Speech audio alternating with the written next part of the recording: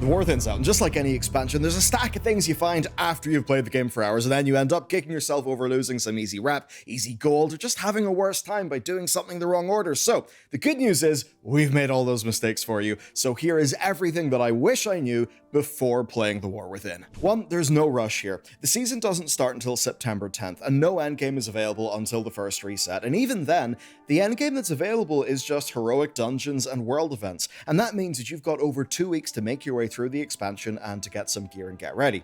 Using our own numbers, right, it took Matt about 35 hours to clear the campaign, to do every single side quest in the game, every delve and normal dungeon, and that includes him also getting a second character close to level 80, capping on weathered crests and almost capping on valor stones, while getting pretty much all of the high value gear before the season starts. So what that basically means is, you have got time to stop and smell the roses, and thankfully, this expansion's level of quality actually deserves that, far more so than any we've had recently. 2. Know your weeklies. So they're more spread out than they were in Dragonflight, and that just means you should be sure to not miss some of the less obvious ones when you're busy in your first weeks.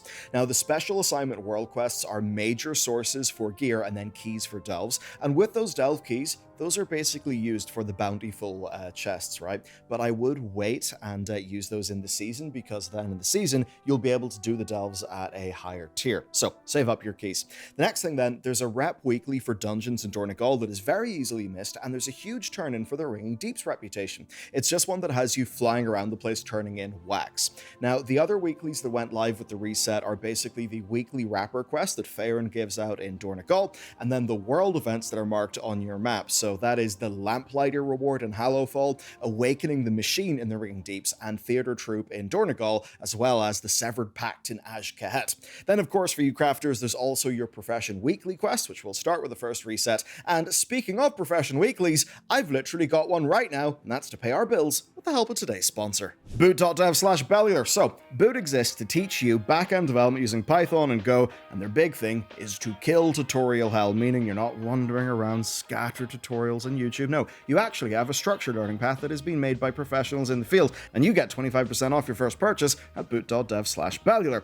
They've got a wealth of content, but what I love is they're always growing. They've actually just launched Learn Git Part 2, and well, being good at Git will save you so many headaches going down the developer pathway, so highly recommended. I mean, hell, you get monthly patch notes. As an example, you can now restart your course progress if you want a fresh start. They've overhauled their Golang course, and they're working currently on memory management in C, which certainly brings me back, and I guess for the bands also, making asteroids. What they do, though, is they take you from the fundamentals right through to the advanced topics, and all done by people with real experience in the field who know what the actual job is. And that means that beyond just writing code, you'll end up with better abstract thinking skills, and you'll be more confident. They're the real deal, and you can check them out at boot.dev/Bellular, where code Bellular gets you 25% off your first purchase. Of course, no questions asked, 30-day money-back guarantee, and they have got free demos of all of their courses for you to check out first.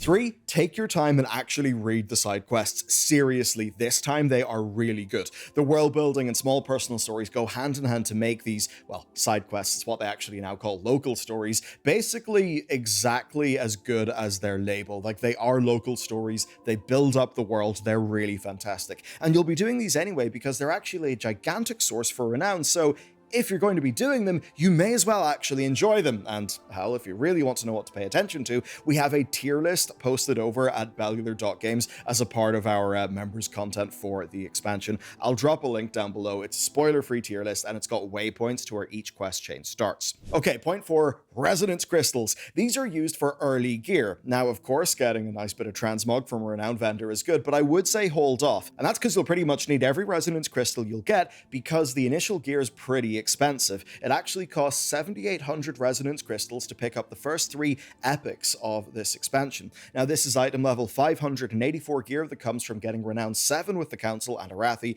and then renown 8 with the Assembly. It's a real good source of early gear, and if you are blasting through the side quests, you will easily hit that level of renown.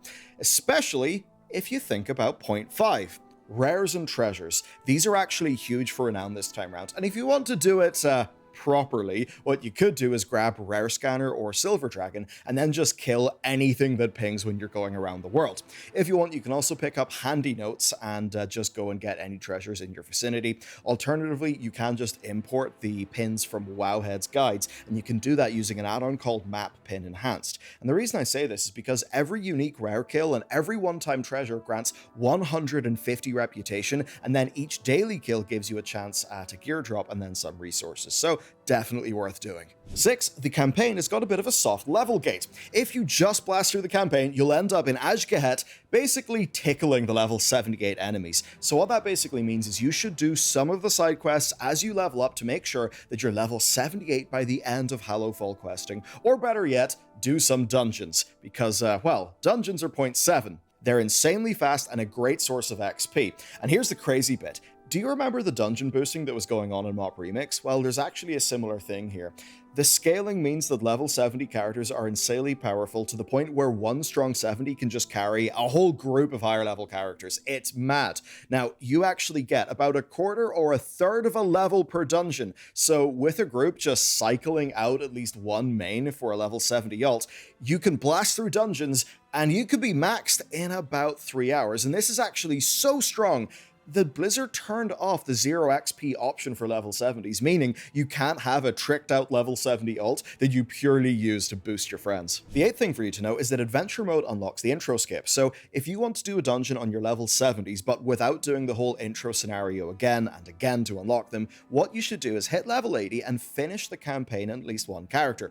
Doing that opens up Adventure Mode, and once that is opened up, you'll be able to go to Thrall in Silithus and basically immediately skip the intro experience of the expansion, and that will allow you to queue for new dungeons right away on your ults. Point 9 is a bit of a weird one about how side quests and map filters work. So if you want a clean map, be careful. Number 1, there's a quest in Hallowfall called The Last Mage. Now, it's actually just a breadcrumb that leads you to another quest, but the odd thing is, if you pick up that quest rather than the breadcrumb and then just complete the quest chain, the breadcrumb will actually stay highlighted on your map. So it seems that's a bug that Blizzard should fix. And another thing to note is that if you're in the middle of a quest chain on one character, say side quest chain, and then you finish it on another character, it will still be there on your map on the first character, even though, of course, the completed and warband filters do exist. So if you don't want a map that's full of quest icons, then you should do side quests fully on one character rather than like doing partial completion and just picking them up on multiple characters.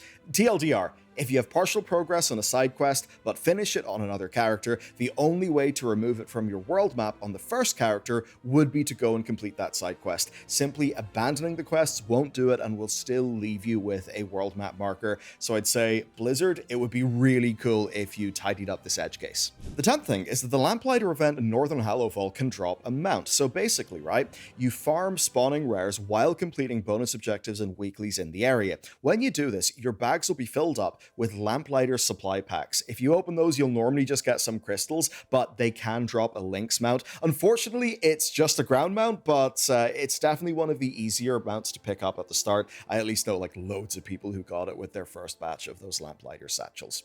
Then point 11, and this is amazing, there's a Dornogal Weakaura. Now, yes, this is not some sort of crazy Mythic Plus Dungeon thing, it's just adding labels to your map. And this really is a game changer at the start, where if you look at the city map, nothing is labeled, but maybe you don't know where the AH is, maybe you don't know where the bank or profession trainers are. Well, with this Weekaura, they'll just be there, marked in your map, which is so handy. Okay, point 12. Cloth operates different in this expansion. It can only be found by tailors, and that means the cloth is in much shorter supply and therefore is worth quite a bit more. Now, it still drops off humanoid enemies, and that just means that if you have a spare profession slot, picking up tailoring when you first land in Dornogal could just give you a nice burst of gold from selling whatever the hell drops from you. I mean, people say that the skinning profession is easy because you just right-click on things after you kill them. In this case, all you need to do is loot humanoids and you'll get probably thousands and thousands of gold. Point 13 is a lovely one. Would you like 2 34-slot bags? If so, well, one of them is from inputting the code 3412 in the Kajakola machine found in the Ringing Deeps, and then the other one is just up here in Hallowfall. So, yeah, that's it. That's the point. You can just get 2 34-slot bags. Now, if you're the sort of player that was exploring the map and finding all these things anyway, then you probably know that there's a lot of really nice nice like lore items and books that are scattered around this expansion. And that brings me to my 14th point. And that's lore items. So number one, you should install the add-on Dialogue UI. Number one, it looks amazing, and loads of you have been commenting, like, what is the add-on you're using for your, like, quest interactions? Well, it's called Dialogue UI.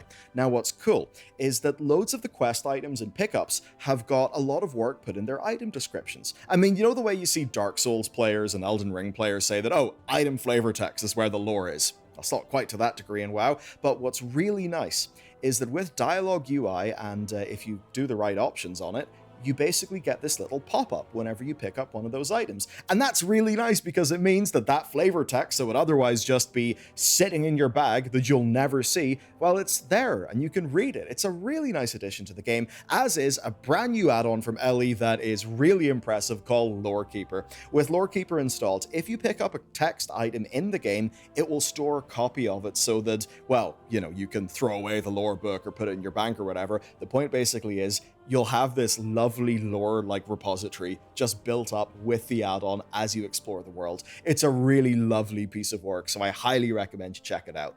And then point 15, the music is really good this time around. So turn your sound effects down a little bit, turn your music up, and close Spotify or YouTube or whatever, because this expansion has got some of World of Warcraft's best music in a long ass time. It's especially great if you're just soaking in some vibes and doing the side quests. And as a little side tip, they've actually posted the music on like Spotify, Apple Music, YouTube, and loads of other places. So if you want to listen to the expansion soundtrack, Blizzard have made it real easy for you. Okay, that's it for the quick tips. Of course, many more videos will follow, so I hope you're having fun with the expansion. Let me know what sorts of things did you discover that you wish you knew before you started? Let me know down below. With that said, if you want to check out that tier list of side quests, well, Matt's posted that for our members over at Bellular.games, and of course, Bellular.games is the best way to support us. So a big thanks to our members, and of course, our channel sponsors, who help keep the lights on and allow us to make as much content as we can for you guys. Have a great day and a great expansion.